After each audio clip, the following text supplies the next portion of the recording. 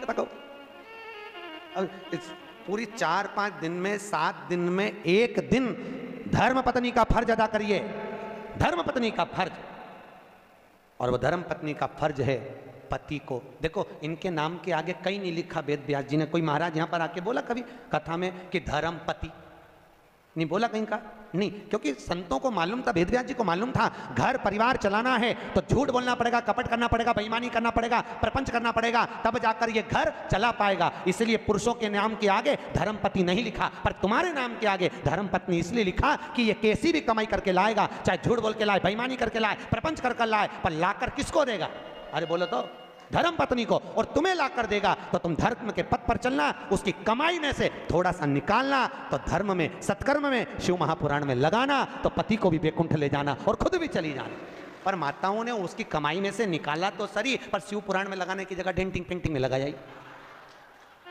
अब पुराण में तो कम लगा, अब पुराण में लगा, धर्म में लगाई, सत्कर्म में लगाइए, भजन में लगाइए। नाम तुम्हारा क्या है? बोलो तो, धर्म पत्नी। एक आध बार पूछा करो अपने पति से, दिन भर कमाते रहते हो, 5 मिनट की फुर्सत नहीं भगवान का नाम लेने की। कथा हो रही है बैसाख के महीने में, ना जाने कब मिलेगी, सालासर भवन में हो रही है, चलो बैठकर मेरे साथ कथा सुनो, चलो चलिए। मेरे को वो चेन्नई के महेश्वरी धर्मशाला में, महेश्वरी भवन में कथा थी, तो ताराचंद जी मोहता और जीवन जी राठी दोनों बोले, गुरुजी इस शिव महापुराण के जो जजमान बने ना, इनकी पत्नी बड़ी विचित्र है। क्या नाम था उनका? डागा परिवार, डागा जी। सेलम में उनकी स्टील की 4 फैक्ट्रियां हैं, बर्तन की स्टील की। तो जीवन जी मोहता जी बोले, ताराचंद जी मोहता बोले कि गुरुजी इनकी ये जजमान जो बने बड़े विचित्र बने, क्या हुआ? हमने पूछा। जीवन जी राठी बोले, कहने लगे गुरुजी जजमान पद लेने को तैयार नहीं थे, क्योंकि घर में कोई करने वाला नहीं, बैठने वाला नहीं, कथा में कौन बैठे? तो पत्नी ने पति से कहा, स्वामी समाज के लोग कथा करा रहे हैं, शिव महापुराण की कथा है, उसके यजमान पद लेना। भागवत के यजमान बनना सरल है, पर शिव महापुराण के यजमान बनना कठिन है। हम इसलिए अग्रवाल जी को बार बार धन्यवाद देते हैं। तो जीवन जी बोले, गुरुजी हमने इनसे कहा, इन्होंने अपने पति से कहा, पति ने मना कर दिया, फैक्ट्री से फुर्सत नहीं, समय नहीं। बेटे से कहा तू बैठ जा कथा में जजमान बन के। बेटा बोला पापा मेरे को फुर्सत नहीं, ऑफिस कौन संभालेगा, एक ही लड़का। इतने में पत्नी को गुस्सा आया और पत्नी ने कहा, स्वामी ये बताओ तुम कथा में नहीं बैठ सकते यजमान बन करके, तू बैठ जा, मैं पैसा दे देता हूँ जजमानी का, जितना भी लगे तू बैठ। पत्नी कहने लगी मैं तुम्हारे बिना नहीं बैठूंगी, पर ये बताओ स्वामी, वो डागा जी की पत्नी कहती है मुझे ये बताओ कि मैं अगर मर जाऊंगी तो तुम ऑफिस में से कितने दिन छुट्टी रखोगे, वो बताओ।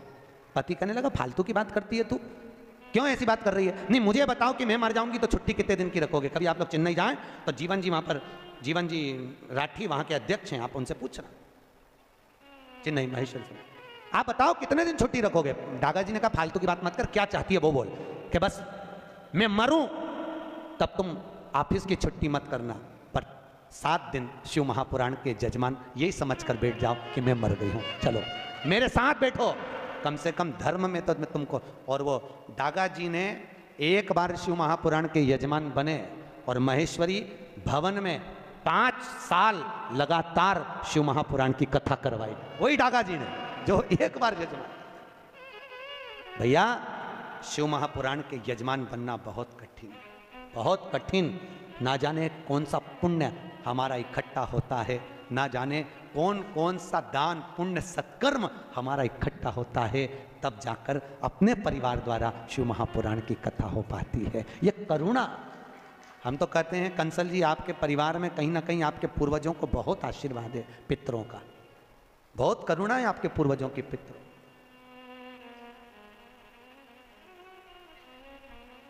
और कथा भी लेने आए तो हमारे वो नीरज भैया सीधे उज्जैन पहुंच गए, महाकाल की नगरी में। हमारी शिवपुराण चल रही थी महेश्वरी महिला मंडल की, सीधे वहां भाभी जी और दोनों नीरज भैया दोनों आ गए, उनके साथ में उनकी एक बुआ जी भी थी, वो भी साथ में। कहे गुरु जी कथा लेना है, हमने कहा कहाँ लेना है? कहे गुलबर्गा। कौन सी कथा लेना है? कहे शिव महापुराण। हमने पूछा कि बताओ शिव पुराण का मन में किसकी आया, पहले ये बताओ। तो क्या हमारे पापा के मन में बहुत है शिव महापुराण। हमने कहा समझ गए, हमने कहा ये शंकर के शिवलिंग से चिपक गए और ये फेविकॉल का मजबूत जोड़ है, एक बार जो लग गया शिव से फिर वो छूटता नहीं, जो लग गया शंकर छोड़ता नहीं। और हम तो आपसे भी कर रहे हैं, मौका मिले शंकर की कथा को श्रवण करने का, बाबा महेश की कथा को श्रवण करने का, भगवान शिव की शिव महापुराण श्रवण करने का, एक क्षण की देरी ना करें, सुनो, क्षण भर सुनो, आधी में पुनि भले थोड़ा सा। बिंदुक की धर्मपत्नी चंचुला देवी धर्म से दूर थी, सत्कर्म से दूर थी, भगवान की कथा से दूर थी। बिंदुक जो कमा कर लाता वो चंचुला देवी को देता, पर चंचुला का चित्त नहीं लगता। एक दिन बिंदुक धन तो लाया, प्राण छूट गए, पर चोरी का धन लाया था, इसलिए प्रेत योनि में चले गया। प्रेत योनि में चले गया, भटकता रहा। चंचुला देवी को लगा क्या करूं, अब चंचुला देवी बेधव्य हो गई, विधवा हो गई, क्या करा जाए। पूरे नगर के लोग मिलकर आनंद से काशी विश्वनाथ की नगरी में दर्शन करने जा रहे हैं। कहां जा रहे हैं, जम के बोलो, काशी। काशी जानते हो, सब जानते हो, ठीक। किसने करी थी काशी विश्वनाथ की स्थापना? शिव महापुराण कहती है दुनिया के लोगों को शनि लगता है, शनि को शंकर लग गया था। शनि को कौन लगा था? शंकर। जब शनि महाराज ने अपनी माता को चरण का प्रहार करा और माता ने श्राप दे दिया, शनि जा, तो तेरे पांव से अपंग होगा। शनि की आंख में आंसू भर गए। देवऋषि नारद से पूछा मैं कहां जाऊं? देवऋषि नारद ने कहा अगर तुम अपने अपंग पांव को भी ठीक करना चाहते हो तो एक है जो तुमको अपंग पांव से भी ठीक कर सकता है। कौन?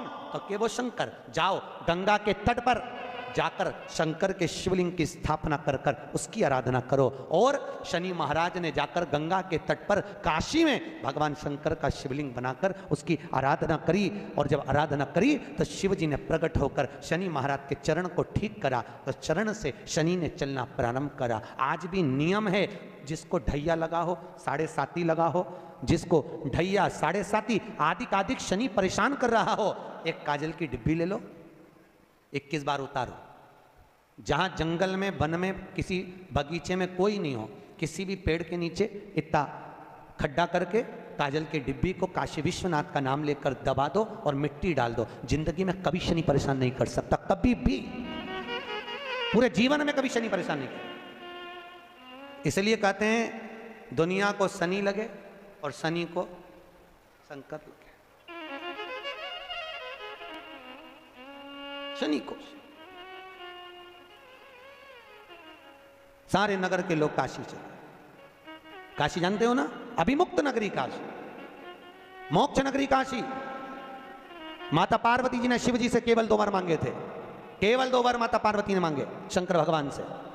पहला वर माता पार्वती ने शिव जी से मांगा था, भोलेनाथ वर दीजिए कि जिस पति पत्नी में आपस में झगड़ा हो उसमें प्रेम बढ़े। भगवान शिव ने कहा तथास्तु। आज भी नियम है, पति और पत्नी अगर आपस में झगड़ा करते हैं तो उनमें प्रेम बढ़ता है। तुम देखना, अच्छा प्रैक्टिकल करके देखना। पति झगड़ा करके चले जाए ऑफिस, दुकान, तो वहां से आते से ही पूछेगा क्यों रे तेरी मम्मी कहाँ है? तुरंत पूछे। इतना झगड़ा करके गया है तो पूछे ही मत कि पत्नी कहाँ है, पर आते से ही पूछेगा कहाँ है। और माता पार्वती ने दूसरा वर मांगा, भोलेनाथ जी वर दीजिए कि काशी में जो मरेगा उसको गुरु मंत्र आपको देना पड़ेगा। शंकर भगवान ने कहा पार्वती कैसी मूर्खों की तरह बात करती है, काशी में मरने वाले को गुरु मंत्र मैं दूं, ये कैसे हो सकता, कैसे होगा? ये हो नहीं सकता, ये कभी नहीं होगा। पार्वती जी बोली, जिद पे अड़ गई माता पार्वती ने। भोजन करना बंद कर दिया, पानी पीना बंद कर दिया, कुछ ग्रहण ही नहीं करती माता पार्वती। शिव जी को लगा कि ये प्राणों को त्याग देगी। शंकर भगवान ने कहा पार्वती मैं तुझे वर देता हूं कि काशी में मरने वाले को गुरु मंत्र मैं दूंगा। पार्वती ने कहा मुझे कैसे मालूम पड़ेगा कि आपने गुरु मंत्र दिया, तो तू बता क्या करना है। पार्वती जी ने कहा प्रभु आपसे वर मांगती हूं कि काशी में मरने वाले के सीधे कान में आप गुरु मंत्र देना और कान को मोड़ देना, तो मैं समझ जाऊंगी कि काशी में मरने वाले को आपने गुरु मंत्र दे दिया। शंकर जी ने कहा तथास्तु। तो आज भी प्रमाण है, काशी में मरने वाले का सीधा कान अपने आप टेढ़ा हो जाता है।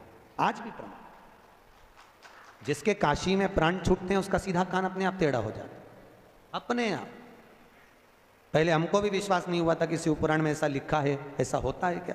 जब हम काशी में महेश्वरी भवन में कथा करने के लिए गए तो सब पूरी मंडली को लेकर हमने कहा चलो आज शिव महापुराण में लिखा है कि काशी में मरने वाले का सीधा कान टेढ़ा हो जाता है, चल कर देखें। पहुँचे मणिकर्णिका के घाट पर, भारत की भूमि के सबसे ज़्यादा मुर्दे वहीं जलते हैं। अपने यहाँ गाड़ी ओवरटेक करती है, वहाँ मुर्दे ओवरटेक करते हैं, लोग मुर्दा लेके भागते हैं। मणिकर्णिका का घाट, लाइन लगी मुर्दों की, परिवार के लोग बैठे। हमने एक मुर्दे वाले से पूछा भैया हमको इनका मुंह देखना है, कि देख लो। हमने कपड़ा हटा के देखा मुंह, तो उसका तो कान सीधा था। हमने कहा बताओ, पोथी में तो लिखा है कि काशी में मरने वाले का सीधा कान टेढ़ा हो जाए, यहाँ तो सीधा है। और आगे गए, हमने कहा हो सकता है कुछ गड़बड़ हो। आगे गए तो उसका भी कान सीधा, और आगे गए उसका कान टेढ़ा, फिर आगे गए तो उसका सीधा, फिर आगे वाले का फिर कान टेढ़ा। हम तो चक्कर में पड़ गए, किसी का सीधा किसी का टेढ़ा। हमने पूछा भैया ये मुर्दा कहाँ का है, तो क्या यहाँ से 40 किलोमीटर दूर का। और जिसका कान टेढ़ा था उसका पूछा ये मुर्दा कहाँ का है, तो क्या काशी की वो कॉलोनी का। समझ में आ गया कि काशी में मरने वाले का सीधा कान टेढ़ा हो जाता है, दूर मरने वाले का नहीं। ऐसा कोई है 33 करोड़ देवी देवता में कोई देवता ऐसा नहीं कि मनुष्य के कान में आकर गुरु मंत्र दे दे, पर एक है मेरा काशी विश्वनाथ जो कि गुरु मंत्र भी प्रदान कर देता है। गुरु मंत्र, इसलिए ओम नमः शिवाय, ओम नमः शिवाय, हरे हरे भोले नमः शिवाय। जपो, जपते रहो, भजन निरंतर करते। शिव कार्य, शिव कार्य, भगवान की भक्ति को धारण कर। आज भी शास्त्र कहता है अगर हम काशी नहीं जाते तो 5 बार मुख से काशी काशी जप लो। क्या नाम जपना? काशी काशी। हम तो कहते हैं अपनी छोरी का नाम रख दो काशी भाई।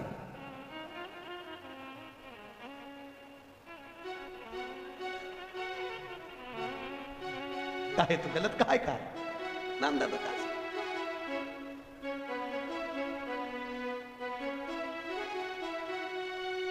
काशी काशी 5 बार बोल ले जीव, उसको यम के दूत पकड़ ही नहीं सकते। काशी काशी बोल लेने पर यमराज बंदी बनाने नहीं आता, फिर आता है तो मेरा महंकाल, मेरा ठाकुर, मेरा, क्योंकि शिव जी जिसको भेजेंगे, नारायण को भेजा तो नारायण आ जाएंगे, ब्रह्मा को भेजा तो ब्रह्मदेव आ जाएंगे। ये तो अपनी मर्जी, अपन को 4 व्हीलर में जाना है कि 2 व्हीलर में जाना है। ऐसे तो यमराज भी आता है ब्लैक कलर की स्कॉर्पियो पे, और ऐसे तो भगवान भी आते हैं 2 व्हीलर पर, गरुड़ पर।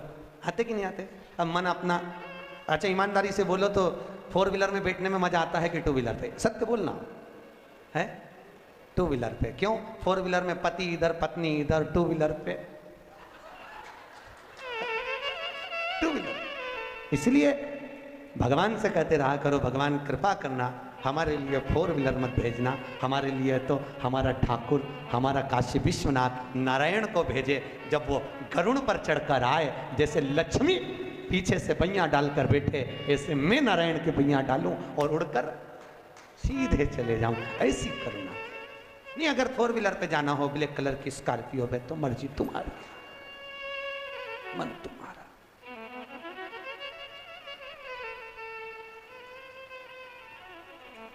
इसीलिए हमारे भगत कहते हैं कि तू ही आना रे गोपाल, मन्ने लेने तू ही आना। अरे तू ही आना रे गोपाल, मन्ने लेने तू ही आना। ओ मन्ने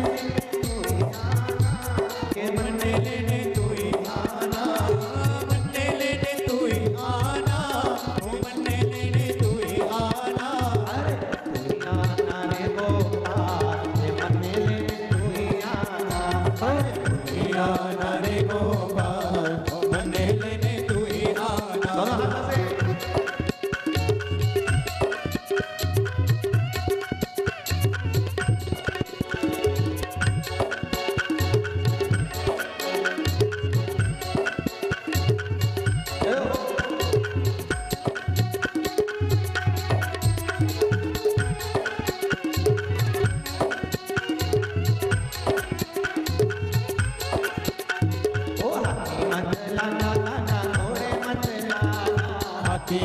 लाना काना घोड़े मत लाना,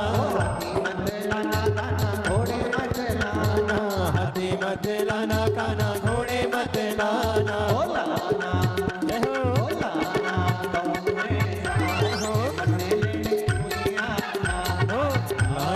गहू में साए मन्ने लेने तू ही आना, तू ही आना गोपाल मन्ने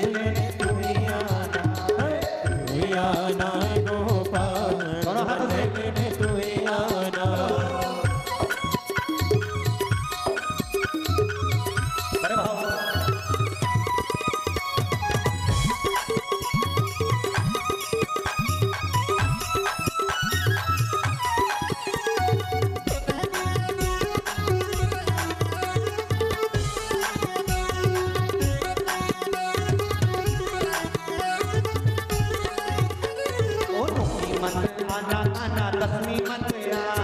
नोमी मत आना काना दसवीं मत आना,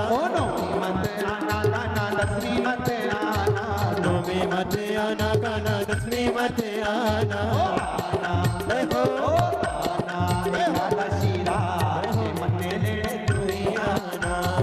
आना एकादशी रात मन्ने लेने तू ही आना, मन्ने लेने तू ही आना, मन्ने लेने तू ही आना, मन्ने लेने तू ही आना, मन्ने लेने तू ही आना, अरे तू ही आना रे गोपाल मन्ने लेने तू ही आना, तू ही आना रे गोपाल मन्ने लेने तू ही आना।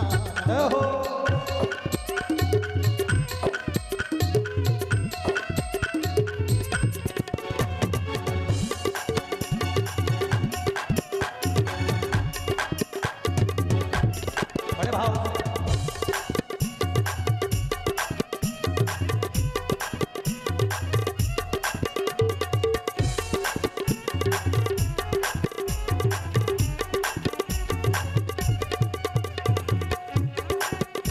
बड़े आनंद से ताली से बजाओ भाव।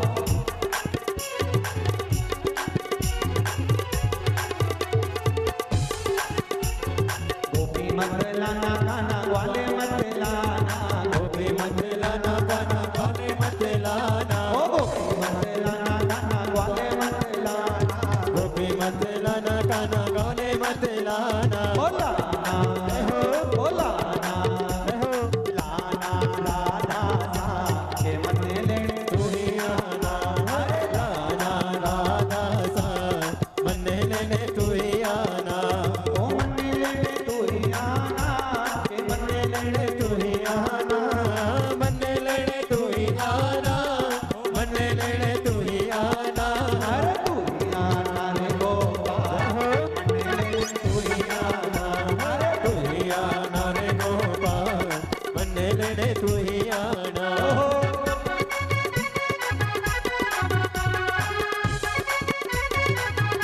बड़े भाव से दोनों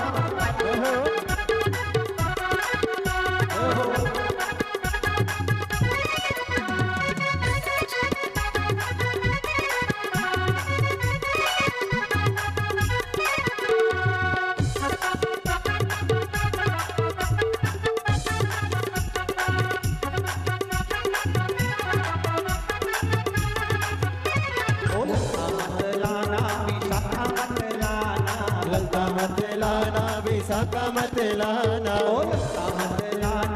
लाना ललता मत लाना विशाखा मत लाना,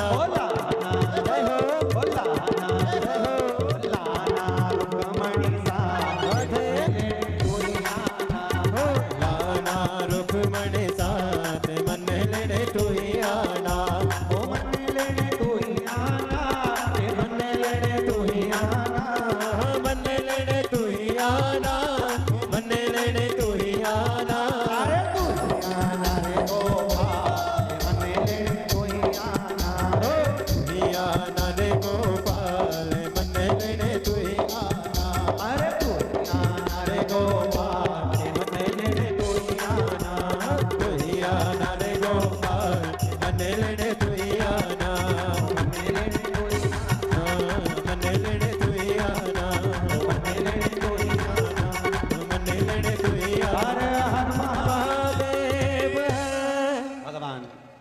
काशी विश्वनाथ शिव शंकर ओ घड़ीदानी दयालु दाता। करुणा सागर ने करुणा करी।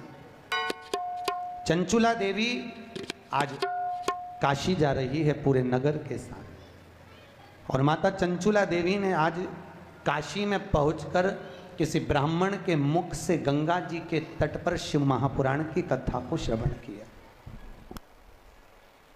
और शिव कथा ऐसी सुनी माता चंचुला देवी ने कि शिव के धाम में माता पार्वती जी की सखी बन गई। रिटर्न पार्वती की सखी। और माता पार्वती जी की जब सखी बन गई, चंचुला देवी की आंख में आज आंसू है। पार्वती जी ने पूछा, चंचुला क्या बात है? चंचुला, जो तुम चंचुला देवी, आखिर बात क्या है जो तुम्हारी आंखों में आंसू है? पार्वती जी ने जैसे पूछा तो माता पार्वती उसी समय पर चंचुला देवी के शब्दों को सुना। चंचुला ने कहा, मेरा पति प्रेत योनि में भटक रहा है, उसको मुक्ति नहीं मिल रही, मैं क्या करूं कि मोक्ष मिले? पार्वती जी ने कहा, एक काम करो चंचुला देवी, तुम एक बार शिव महापुराण की कथा करवाओ, उससे जीव किसी भी योनि में हो वो मोक्ष पा जाता। चंचुला देवी ने कहा, कथा किससे करवाऊं? भागवत हो तो ब्राह्मण कर देवे, रामायण हो तो ब्राह्मण कर देवे, क्योंकि भागवत रामायण गीता आदि में जो भेंट चढ़ती है वो तो काम में आ भी जाए, पर शिव महापुराण में तो भेंट का भी महत्वता। किससे करवाया? पार्वती जी ने कहा, एक काम करो नारद जी के पास जाओ। नारद जी, तो नारद जी के पास चंचुला देवी ने जाकर कहा, नारद जी आप हमारे पति के मोक्षार्थ शिव महापुराण की कथा कर दी। शिव पुराण। नारद जी ने कहा, भैया कथा तो मैं कर नहीं सकता, क्योंकि मुझे तो श्राप लगा है कि मैं एक जगह पे बैठ नहीं सकता। अच्छा, नारद जी को जो श्राप लगा, ऐसा श्राप किसी किसी को लगा रहता, ऐसा नहीं है। कथा सुनने सब आते, नारद भी आता, निंद्रा देवी भी आती। कोई कथा में सो रहा हो, नींद आ जाए तो समझ लो कुंभकर्ण की पत्नी आज कथा में आ गई, ठीक है। और कोई कोई व्यक्ति फिर आए फिर जाए, फिर आए फिर जाए, फिर आए फिर जाए, समझ लो उसमें नारद भरा गया है, क्योंकि नारद को श्राप लगा, एक जगह नहीं बैठ सकता।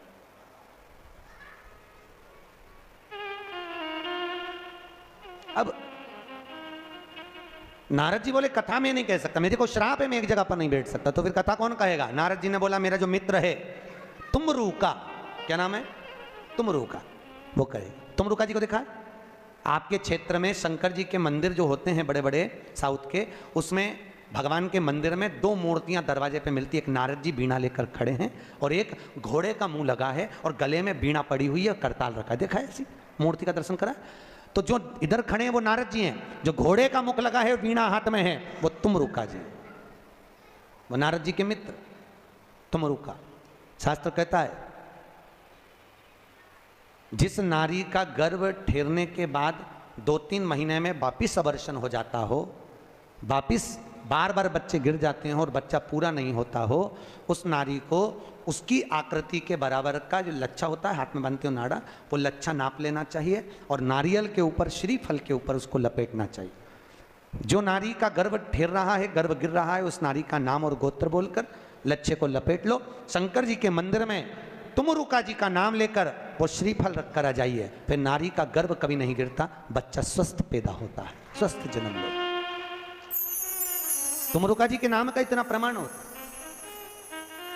जो बच्चा रात में गंदगी करता हो, सूसू कर देता हो, बच्चे को सुध नहीं रहती हो, माइंड से बच्चा विकलांग हो, पढ़ने में चित्त नहीं लगता हो, विद्या में कमजोर हो, तो शंकर जी के शिवलिंग के पास में जाकर उस बच्चे का नाम लेकर शिव जी के शिवलिंग पर चंदन से ओम बना दो, उस बच्चे का नाम लेकर, और तुमरूका जी का नाम लेकर ओम बनाने के तुरंत बाद जल चढ़ा दीजिए। वो बच्चा रात में गंदगी करना, सुसु करना बंद कर देता है।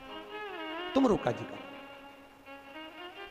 तुमरूका जी के नाम का इतना प्रमाण है। तुमरूका क्या नाम है? चमक के बोलो, तुमरूका। तुमरूका तो मुरुका जी ने कहा चंचुला देवी कथा तो कह दूं मैं, मना नहीं है, पर एक बात बताओ कथा का यजमान कौन बनेगा? चंचुला देवी ने कहा मैं बनूंगी। नहीं नहीं, अगर शिव महापुराण का यजमान कोई बने तो पति और पत्नी बैठकर अगर कथा का रसपान करें तो मैं कथा कहूं। इतने में चंचुला देवी तो आंख में आंसू भर दी, मैं बेधब्य में कैसे जजमान बनूं? अब जजमान कौन बनेगा? जजमान किसको बनाया जाए? बड़ी आंख में रोती हुई आई पार्वती ने कहा चिंता क्यों करती है, शिव की कथा है, शंकर जी से विनती कर। शंकर जी से विनती करी। अब देखो शंकर जी से जब विनती करी तो भोलेनाथ ने पूछा बोल चंचुला क्या चाहती है? चंचुला देवी बोली भोलेनाथ, हे विश्वनाथ, हे ठाकुर, हे मेरे शंकर, करुणा करिए, मेरे शिव महापुराण का कोई जजमान नहीं मिल रहा। शिव जी ने कहा क्यों चिंता करती है, सारी पुराणों का एक ही तो यजमान है, वो मैं स्वयं। ईश्वर जी और गोरा जी यहाँ पूछते हैं गणगौर करते हैं कि नहीं करते? करते हैं। तो बच्चे पूछते हैं मम्मी ये कौन है? तो कहो उनको ये शंकर पार्वती। शंकर पार्वती कब बने? तो ये ईश्वर जी, ये गोरा जी।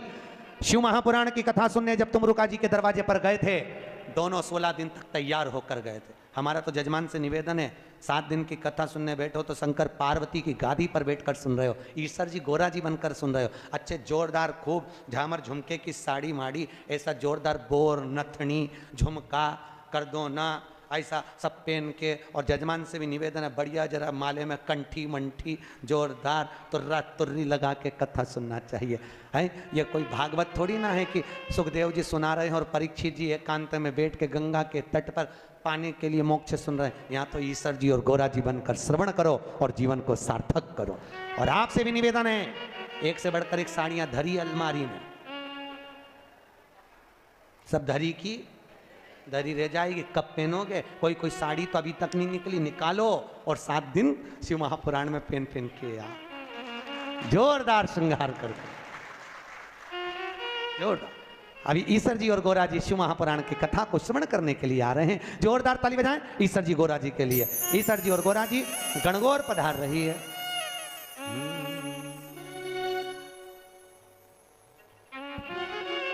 शिव शंकर चले कैलाश बुंदिया पढ़ने, शिव शंकर चले कैलाश बुंदिया, ईश्वर जी गोरा जी आ रहे हैं, जोरदार ताली